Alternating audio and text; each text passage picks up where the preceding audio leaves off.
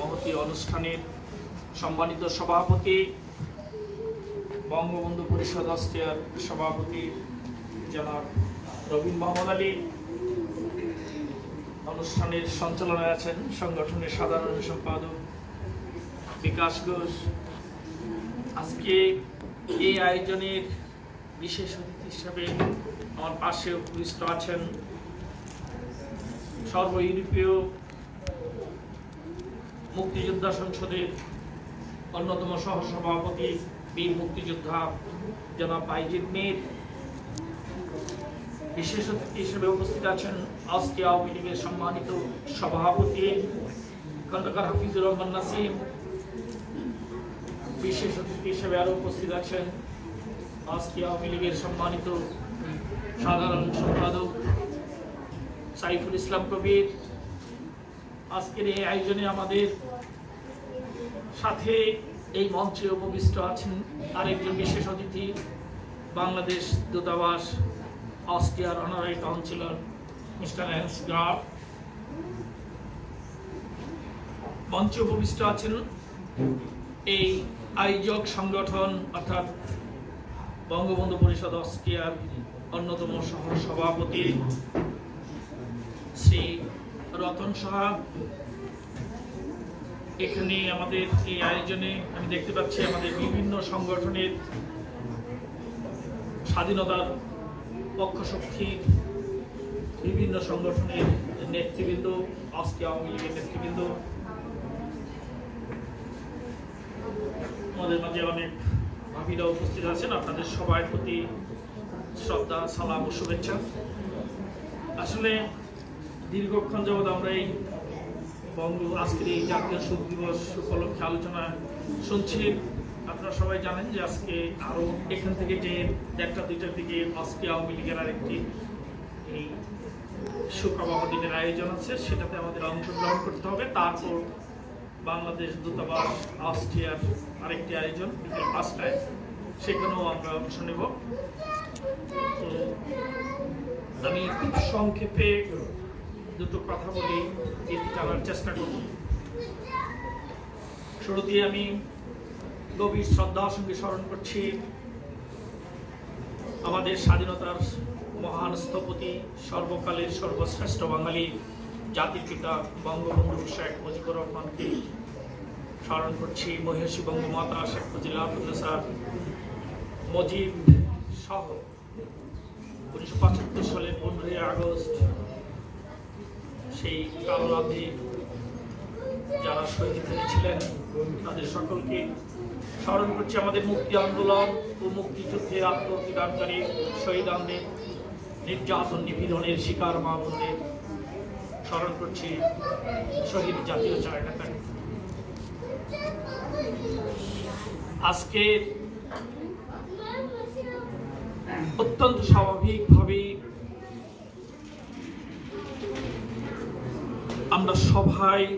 আমরা যারা বাঙালি, বাংলাদেশের মানুষ, প্রবাসী এবং দেশে যেখানে আছি, সবাই আজকে বেদনা কাতর।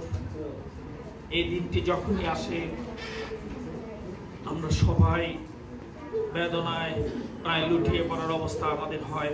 আপনারা এখানে বসে থেকেও আজকে বাংলাদেশের খবরাদি আপনারা দেখতে পাচ্ছেন। এই শোকের দিনে বাংলাদেশের প্রতিটি গ্রাম থেকে শুরু করে সকল জায়গায় একটা অন্যরকম বিষাদের ছায়া নেমে এসেছে। আমি শুধু এতটুকুই বলতে চাই যে বঙ্গবন্ধুকে আমাদের অনেক বক্তা এখানে বলেছেন, এছাড়া বিভিন্ন সময় বিভিন্নভাবে অনেকভাবে উপস্থাপন করেন যে কিছু বিপদগামী সেনা কর্মকর্তা বঙ্গবন্ধুকে হত্যা করেছে। এই কথাটি আসলে কতটুকু যথার্থ তা কিন্তু আমাদেরকে ভাবতে হবে। মূলত সকল বিবেচনায়, সকল দালিলিক প্রমাণাদি, বঙ্গবন্ধু হত্যা হয়েছে দীর্ঘ 48 বছর আগে, সব এখন আমাদের চোখের সামনে, সকল প্রমাণ, সকল তথ্যাদি সব কিছু একসাথে করলে যেটা আসে নির্যাস, তা বঙ্গবন্ধুকে সুপরিকল্পিতভাবে হত্যা করা হয়েছিল। হত্যা করার আগে ক্ষেত্র তৈরি করা হয়েছিল সুপরিকল্পিতভাবে। বিশদ আলোচনা করলে ঘন্টার পর ঘন্টার আলোচনা শেষ করা যাবে না। মূলত বঙ্গবন্ধুকে হত্যা করতে চেয়েছিল যারা, তাদের লক্ষ্য বঙ্গবন্ধু শেখ মুজিবকে হত্যা করা নয়, বাংলাদেশকে হত্যা করা, একটি আদর্শকে নির্মূল করা। কিন্তু তাদের সেই উদ্দেশ্য সফল হয়নি। বঙ্গবন্ধু আজ আমাদের মাঝে নেই, কিন্তু তার আদর্শের আলোকে বঙ্গবন্ধুর বাংলাদেশ অদম্য গতিতে সমৃদ্ধির পথে এগিয়ে চলছে। আজকে বঙ্গবন্ধুর যে স্বপ্ন ছিল, সেই স্বপ্ন পূরণে বঙ্গবন্ধুর সুযোগ্য কন্যা জননেত্রী শেখ হাসিনা নিরলসভাবে কাজ করে যাচ্ছেন, পরিশ্রম করে যাচ্ছেন। আমরা যারা প্রবাসী থাকি, আপনারা সবাই আমার এই কথার সাথে সহমত পোষণ করবেন যে যে মতেরই হোক না কেন, সবাইকে বুকে হাত দিয়ে কথাটি স্বীকার করতে হবে। একটা সময় ছিল যখন আমরা নিজেদের বাংলাদেশের মানুষ বলে পরিচয় দিতে কুণ্ঠিত হতাম, অপমানিত বোধ করতাম। আমাদেরকে এই উন্নত বিশ্বের মানুষ তাচ্ছিল্যের সহিত দেখত, কারণ আমরা একটি হতদরিদ্র দেশের মানুষ ছিলাম। আমাদের দেশটির পরিচয় অনেকে জানতো না, আমাদেরকে ইন্ডিয়ান বলেই অনেকে আখ্যায়িত করত। প্রথম প্রশ্নেই যে তুমি কোথাকার থেকে এসেছো, তুমি কি ইন্ডিয়ান? এইভাবে আমাদের কাছে তারা প্রশ্ন ছড়ে দিত। বাংলাদেশ কোথায় সেটা তাদেরকে বোঝাতে হতো আকার ইঙ্গিতে, বিভিন্নভাবে, ভৌগোলিক বিভিন্ন নিশানা দিয়ে। কিন্তু আজকে সেই বাংলাদেশ এমন একটি পর্যায়ে গেছে যে বাংলাদেশ আজকে বিশ্বের উন্নয়নের রোল মডেল। বাংলাদেশের কথা কেউ যদি জানে যে আমি বাঙালি, আপনি বাঙালি, সেই মানুষটির যদি সময় থাকে, সে দাঁড়িয়ে 2 মিনিট আপনার কাছ থেকে বাংলাদেশের উন্নয়নের গল্প শুনতে চায়, আমার কাছে গল্প শুনতে চায়, এবং বাংলাদেশ কিভাবে এই বিশ্ব মন্দার মধ্যে, এই জর্জরতার মধ্যেও বাংলাদেশ কিভাবে অদম্য গতিতে সমৃদ্ধির পথে এগিয়ে চলছে, এই বাংলাদেশের সেই মহান নেতা মাননীয় প্রধানমন্ত্রী জননেত্রী শেখ হাসিনার কারিশমাটিক নেতৃত্বের গল্প তারা শুনতে চায়। স্বাভাবিক কারণে গর্বে আমাদের মাথাটা উঁচু হয়ে যায়, বুকটা ভরে যায়। যে মানুষটির কারণে আজকে আমরা প্রবাসে মাথা উঁচু করে সম্মানে সে বসবাস করছে, সেই মানুষটির বিরুদ্ধে আজকে বাংলাদেশের কিছু মানুষ বিভিন্ন রকমের ষড়যন্ত্রে লিপ্ত হয়েছে। বঙ্গবন্ধুর পরিণতি হবে শেখ হাসিনা, এমন হুঙ্কার মাঝে মধ্যে আমরা শুনতে পাই। তাদের লক্ষ্য কি? তারা কারা? তারা যারা বাংলাদেশের জন্মের সময় বাংলাদেশের গলা টিপে হত্যা করতে চেয়েছিল, সেই স্বাধীনতা বিরোধী চক্র। আজকে সামনে জাতীয় সংসদ নির্বাচন, এই নির্বাচনকে সামনে রেখে বহুমুখী ষড়যন্ত্র হচ্ছে, অপপ্রচার হচ্ছে, মিথ্যাচার হচ্ছে। সেটা শুধু বাংলাদেশে নয়, প্রবাসে, বিশেষ করে ইউরোপে, লন্ডনে বসে তারেক জিয়া এই অপপ্রচার, মিথ্যাচারের ষড়যন্ত্রের নেতৃত্ব দিচ্ছেন। আমরা যারা অস্ট্রিয়ায় বসবাস করি, এই অস্ট্রিয়াতে আমাদের কমিউনিটি ছোট হলো, এখানেও সেই স্বাধীনতা বিরোধী অনুচরদের উপস্থিতি আছে, আমরা সবাই জানি। যখনই আমাদের মাননীয় প্রধানমন্ত্রী ইউরোপে কোথাও আসেন, তখন ইউরোপের বিভিন্ন দেশ থেকে বাংলাদেশের মানুষ, শত শত মানুষ স্বপ্রণোদিত হয়ে প্রিয় নেত্রীকে দেখার জন্য, তার মুখ থেকে দুটো কথা শুনে উজ্জীবিত হওয়ার জন্য ছুটে যান। আমরাও ছুটে যাই, কিন্তু অত্যন্ত পরিতাপের বিষয় আমরা লক্ষ্য করে থাকি, ইউরোপে মাননীয় প্রধানমন্ত্রী যখনই আসেন, তখন ইউরোপের বিভিন্ন দেশ থেকে কিছু স্বাধীনতা বিরোধী চক্রের দূষররা সেখানে গিয়ে কালো পতাকা দেখানোর দৃষ্টতা দেখান, যা দেশ ও জাতির জন্য অসম্মান। তারা একটিবার ভেবে রাখেন না দেশ ও জাতির মর্যাদার প্রশ্নে তারা মোটেও চিন্তিত নয়। তারা কি করে বঙ্গবন্ধুর বাংলাদেশের উন্নয়ন অগ্রযাত্রাকে ঠেকাবেন, বাংলাদেশকে কিভাবে আবার পাকিস্তানের পথে ফিরিয়ে নেবেন, সেই চেষ্টায় রত।